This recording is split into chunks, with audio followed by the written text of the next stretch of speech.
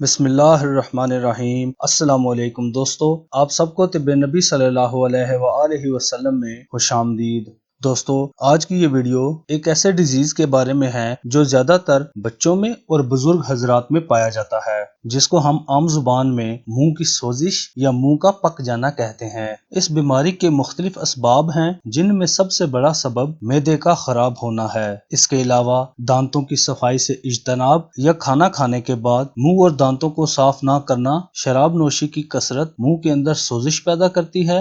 ان سب کے علاوہ مختلف بیماریوں اور جسمانی کمزوری کی وجہ سے بھی منہ پک جاتا ہے۔ چھوٹے بچوں کے منہ اکثر پک جاتے ہیں، ان میں زبان اور گالوں کی اندر کی طرف سفید چھالے نظر آتے ہیں۔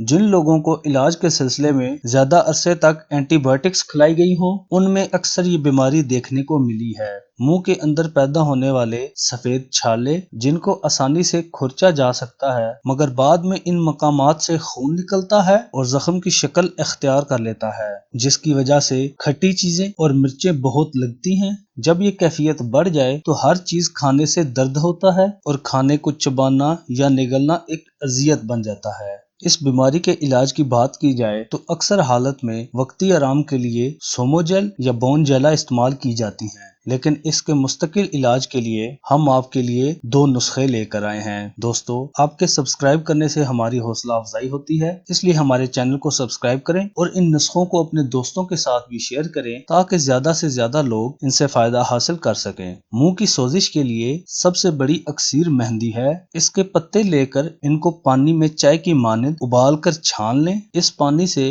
دن میں 3 سے 4 مرتبہ کلیاں کرنے سے زخموں کی جلن اور درد دور ہو جاتا ہے۔ جن مریضوں کے منہ میں بیماری کا زور زیادہ ہو، وہ اس پانی میں تھوڑی مقدار میں پھلوں کا سرکہ ملا لیں اور پھر اس سے کلیاں کریں۔ اگر اس نسخے سے بھی آپ کو آرام نہ آئے تو دوسرا نسخہ آزما لیں۔ دوسرا نسخہ کچھ یوں ہے: کلونجی کو توے پر جلا کر راکھ بنا لیں۔ اس راکھ کو سرکہ میں حل کر کے منہ کے اندر لگائیں۔ یہ نسخہ منہ کے زخموں کے لیے بلا شبہ مفید ہے، بلکہ یہ مسوڑوں کی جلن اور دانتوں کے لگے کیڑے کو بھی ختم کر دیتا ہے۔ ان دونوں نسخوں کو اکٹھا استعمال کرنے کا طریقہ یہ ہے کہ شروع میں مہندی والے پانی سے کلیاں کی جائیں تاکہ درد کی شدت میں تھوڑی کمی آئے، اور بعد میں کلونجی والا دوسرا نسخہ آزما لیا جائے تاکہ اس تکلیف سے آپ مستقل طور پر چھٹکارا حاصل کر سکیں۔ اللہ پاک آپ کو اور ہمیں صحت و تندرستی عطا فرمائے اور اپنی حفظ و امان میں رکھے۔ لائک اور شیئر ضرور کیجیے گا۔ ملتے ہیں اپنی نئی ویڈیو کے ساتھ، تب تک کے لیے اللہ نگہبان۔